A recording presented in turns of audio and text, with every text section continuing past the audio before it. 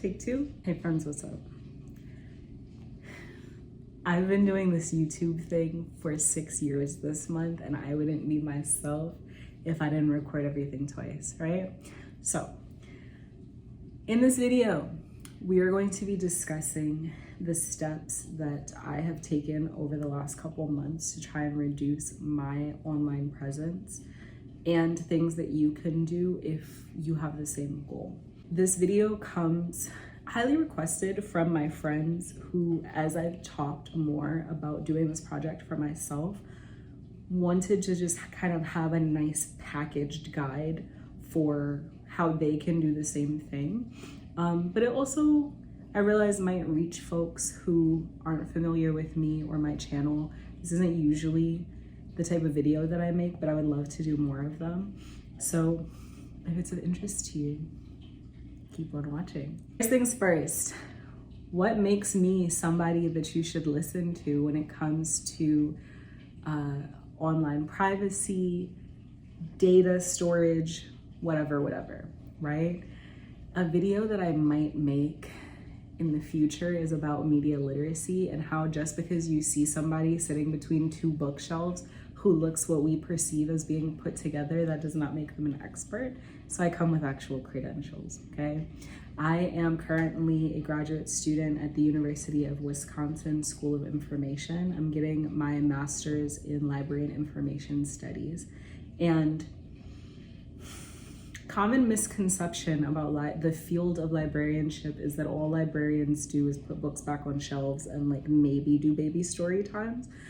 But again, I say where I go to school because for one's public information, if you look up my first and last name, it's not a secret. I'm not giving any information away by saying that, but also to say like I am going to an I school. Within librarianship, we are held to a code of ethics that also is very much informed by ideas about privacy and what rights patrons have.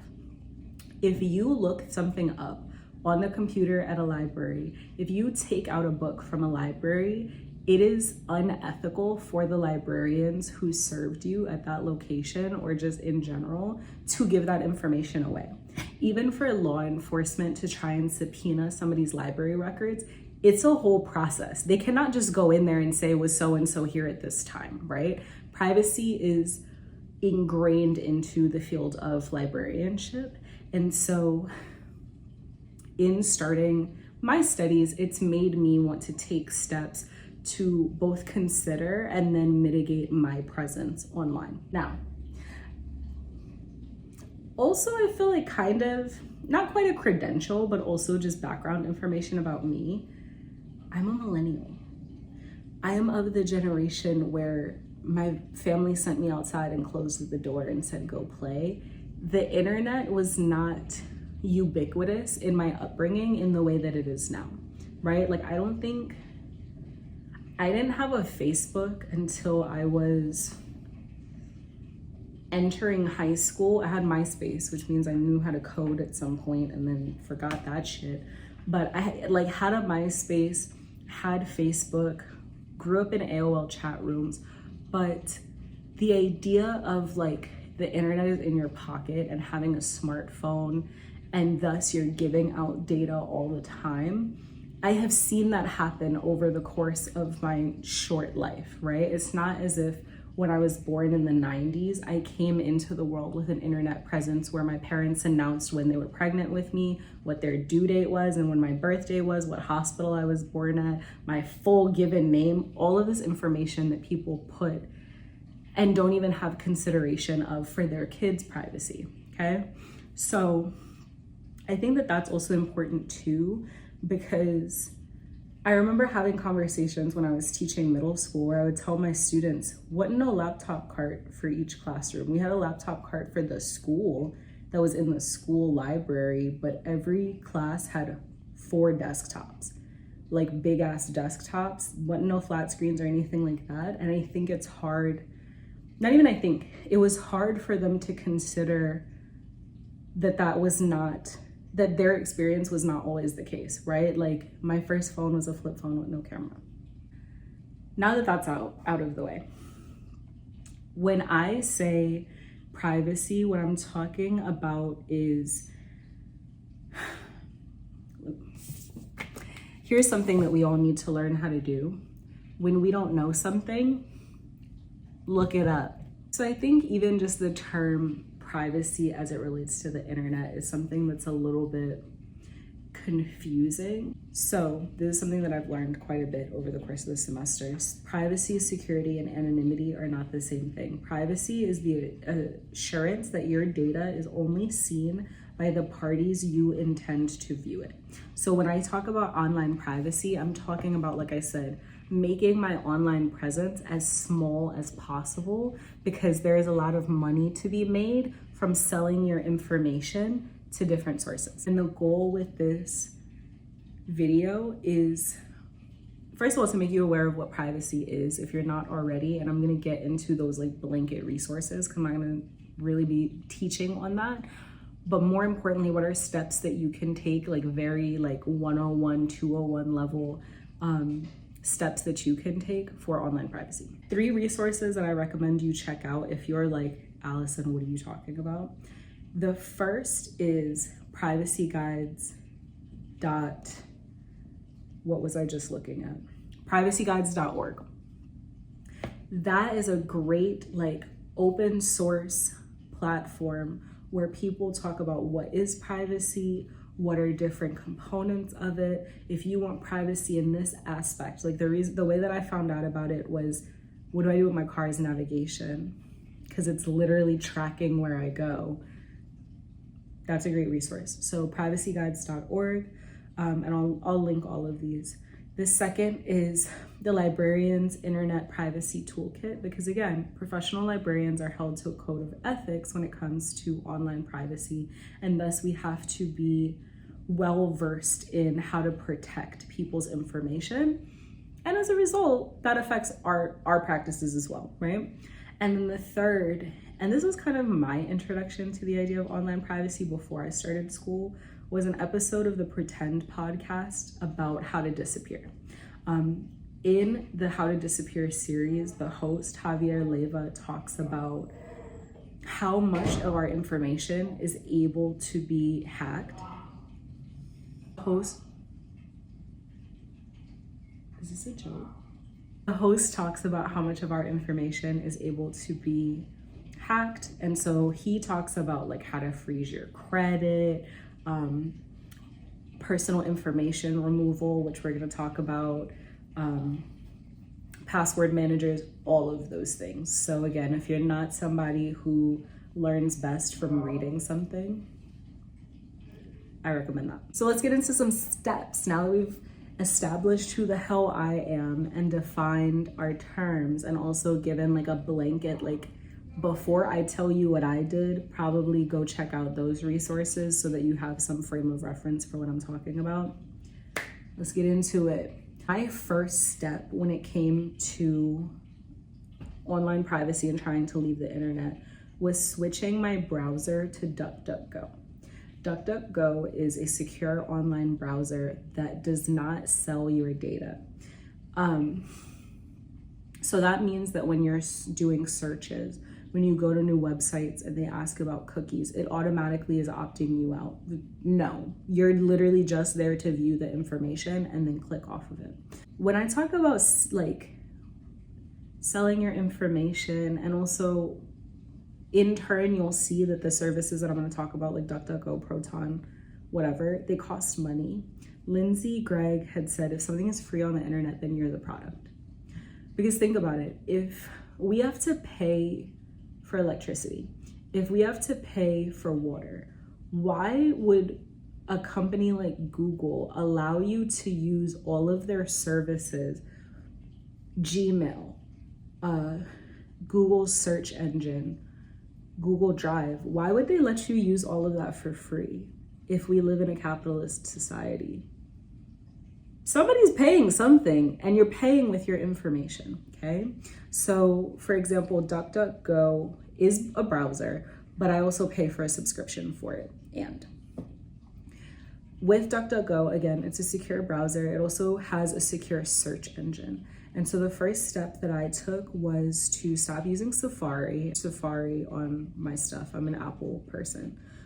I switched to DuckDuckGo and made it the default browser for all of my devices. And I also only use DuckDuckGo's search engine. I don't use Google search. I damn sure don't use ChatGPT, which is not a search engine. I don't use anything like that. I just use DuckDuckGo. Included with DuckDuckGo, with the subscription. Now there is a free version of this. The browser is free. You can just download it.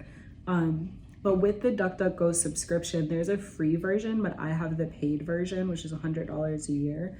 And what really drew me to DuckDuckGo as a subscription was that they have a personal information removal. If you look up your name, you can find your relatives, you can find your addresses that you've lived at, you probably can find where you went to school. That's scary to me. Like finding relatives that I don't even talk to, because there's so much data online that was able to connect me to like my father's sister who lives in a different, like it's not like there's pictures of us online or anything like that, okay? So these personal information websites exist. You pay for the DuckDuckGo subscription and they will do the work of requesting your information be taken down. I'm gonna post a picture that I saw last night, and this stuck with me because I knew I was gonna be recording this today, where Google will do that for you. You can give Google your name, and I think it's either your date of birth or email address, and they'll ask nicely for them to take your information down. I don't believe that shit. I'm sorry. I would rather pay a platform that is dedicated to online security and privacy to do that, because as people speculated in the comments, so are they just putting you on a separate database? Like, why would Google be the ones to run a service like that? That doesn't even make sense. So DuckDuckGo does that. DuckDuckGo also has a VPN. I don't use it because in this spectrum of online privacy, or in this world of online privacy, VPNs are the next frontier for me that I have to learn about. Next step, I have Proton. I love Proton. Proton is a platform that offers pretty similar services to like the world of Google, right? So a mail platform, a drive platform, or like cloud storage, but it's all encrypted and thus kept private, and they don't sell your information. Again, I pay for Proton, but there is a free version. I have Proton Unlimited, which is $120 a year, and it comes with like a bunch of extra stuff. The thing that stood out to me the most, I think there's 500 gigabytes of cloud storage, and I'm gonna talk about in a minute what I use that storage for. There is some overlap between what Proton does and what DuckDuckGo does, but I'll put the links to everything. You can kind of decide for yourself if you want one or the other. If you want both, I would recommend both. If you want to pay for maybe just one, depending on how funds go. Okay. But again, they both have VPNs. I need to learn about that. So I really like Proton Mail because it is secure, and with my paid subscription, I have like a certain amount of email addresses and also aliases that I'm able to use if I don't want to give away my personal email address, like when I'm signing up for stuff. I meant to mention this at the top of the video, but for all of the steps that I've taken to reduce my footprint on the internet, I'm not going to describe every last one of them in this video because that would be counterintuitive. Right? If I said, I don't want anybody to find me, here's exactly what I did. You know what I mean? Here's exactly what I did to make sure that nobody finds me. That doesn't make any sense. So anyways, use Proton Mail. Proton Drive. Like I said, that's kind of what drew me to Proton. I use them for cloud storage, and I deleted my iCloud storage. The reason why I did this is because I have seen in my own lifetime numerous times that iCloud gets hacked, and there's tons of sensitive material that could be in my iCloud photos. And so I transferred my photos to Proton. They make it very easy. They have guides on how to transfer your photos off of iCloud. And I'm saying iCloud for all of this because I exist in the Apple universe, but the same applies to Android and if there are other phones besides Apple and Android. And then something very beautiful about Proton as well that I really like is Proton Pass. Now, when it comes to online privacy, let's think for a second, right? If somebody can look up where you grew up, like the street that you grew up on, and you think about like the little like surveys and stuff that you do online, what's the likelihood of those being security question answers? I know for myself, before I started using a password manager, my passwords were not hard to guess and probably actually could be found on those personal information websites. So I like Proton Pass because it does a lot of different things, okay? The most important thing is that it is a password manager and it's very seamless to transfer from whatever you're using now, which DuckDuckGo also has a password manager, but I like having a separate app instead of having to go into my browser to find my passwords. You can import all of your passwords relatively seamlessly. They will generate passwords for you. I believe they also have a two-factor authentication feature. I don't use it because I have a different one that I use. Again, they'll make aliases for you. So they'll make up email addresses where you don't want to use your own. And then they also have a wallet feature, which I really like. Their bread and butter with the wallet is Bitcoin. I don't know nothing about that. I use it to store like card information so I don't have to memorize it. You can cycle through the passwords. Like you can decide if you want it to be random, if you want it to be words, how long you want it to be, whatever. So I'm a big fan of both Proton and DuckDuckGo. As I mentioned, I deleted my iCloud storage. Did I talk about Proton Drive? I talked about the photo aspect of Proton Drive, but you also can embed Proton onto your computer itself so that you're saving, that was my shoe, so that you're saving your documents, for example, in two places, which is something that I always like to do. And it's a drive. It's similar to Google Drive, so you also can pull stuff up on the website as well. This one, and I will say with all of this stuff, it's inconvenient, right? Like transferring all of my photos onto Proton probably took about a week for like over 10,000 photos. One thing that I did to try and make it easier for myself is that I cleaned out my camera roll. I deleted a couple thousand photos so that way I wasn't transferring over stuff that I don't care about. When I went to bed at night, I would plug my phone in to the charger and then go to the page so that it could do the backups while I was sleeping. And it took something like 7 to 10 days to do that. What I was gonna say that's like kind of annoying is to try and reduce your online footprint so that only those who you want to see your information can. We gotta go back to the old ways, y'all. I have a photo drive because I don't like the idea of my photos only being on cloud storage. I also want them in a physical place as well. Make sure that if you are gonna go this route, that you get the right one, because I bought a different, we'll talk about this, but I bought a different USB, but it's not for phones. Nothing's ever easy in this lifetime. But yeah, got this for Christmas. Thank you to my brother and sister-in-law. And I was able to transfer all of my photos. Now this, I wasn't doing anything else on the computer. This took about 3 hours. So now not only are all of my photos here, but I also can easily plug this into my computer. And with regard to photos, I think I actually will probably just print out physical copies of my photos. I did that already for my wedding pictures. I have an album. I've like done that for me and my husband, like for our anniversaries and stuff, like just printed out our photos together. I'm a big fan of like a drugstore photo counter. You can get like 100 pictures printed out for like $25. The cool thing with this too is that, you know, you can get posters and stuff done. I also, if you know me, you know I'm very into like children's media, children's literature, education, blah, blah, blah. This is very fun and whimsical. It's a hard drive. So I will likely put some of my documents on here as well so that they're not just on my computer hard drive, but they exist 2 places. It's also good if you are somebody that likes to use the library to have your stuff on a hard drive if you're working on like documents and things like that. And again, libraries have safety measures in place so that your stuff isn't being like saved and whatever.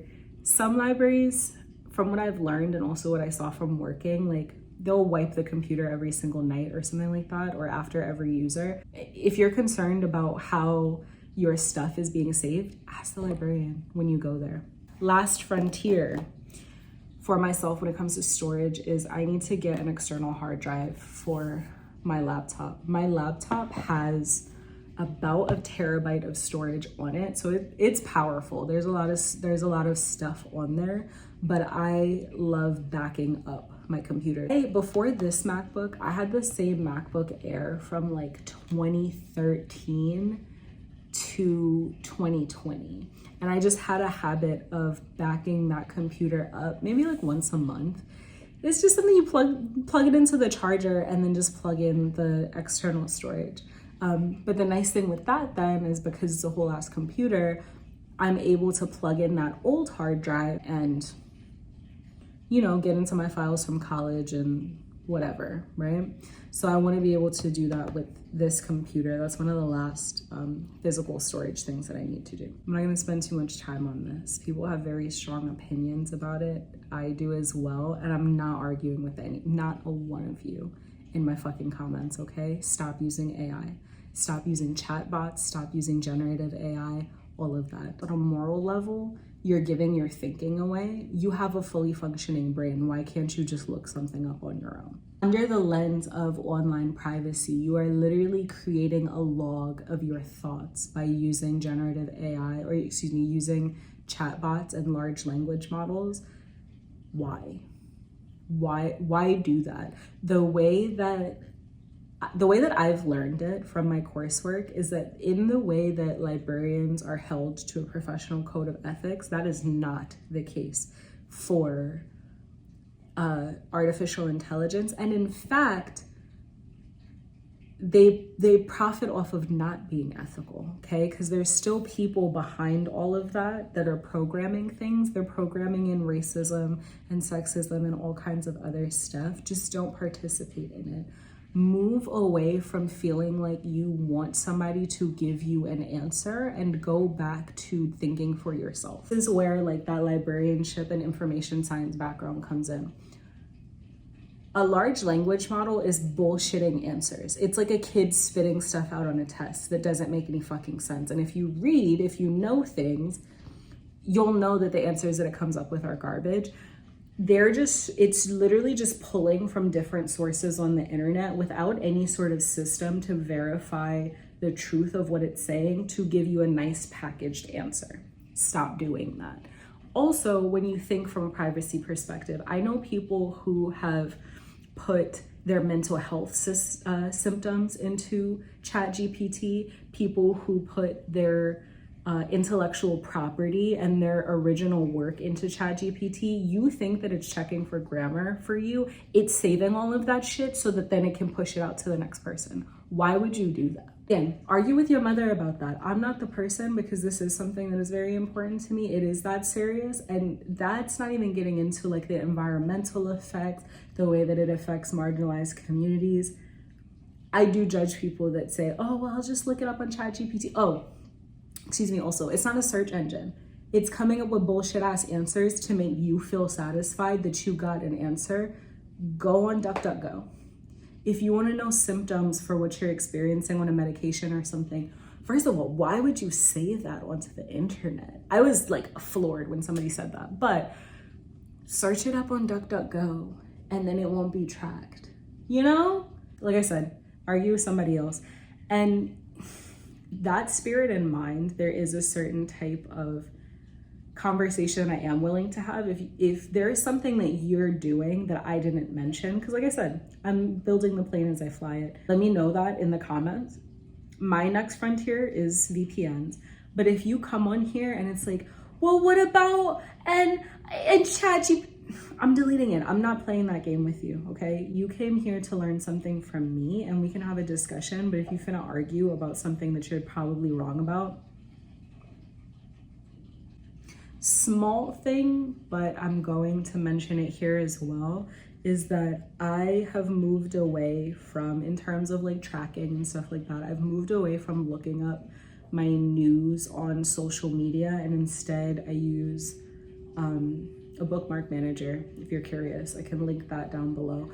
But I just bookmark different independent news sources and just make a habit of kind of checking them on a regular basis. The way my professor described it is almost like a personal newspaper. Things that are missing from this discussion: I did not talk about social media very much. I'm posting this on YouTube. To me, that's a different conversation. That requires more nuance that I don't have time to fit into this conversation about your social media presence. I didn't talk about media literacy, which I think is very important, digital literacy, which is very important. There are other things that I'm missing as well, right? If you feel like there's a glaring hole that I didn't discuss, let me know down below. I would love to learn from you, because this has taken me months. It's taken me like 3 months, not only to like, not just to research this stuff, but actually implement it before I share it with you, so that I'm able to say like how easy it is and not. Just sharing what I know, trying to clear up a lot of the yucky, stupid ugliness that is on the internet. Also, let me know if you did learn something from this, or if there is something that you want to learn, like the topics that I mentioned, like digital literacy. Let me know, and I'll see you in my next video.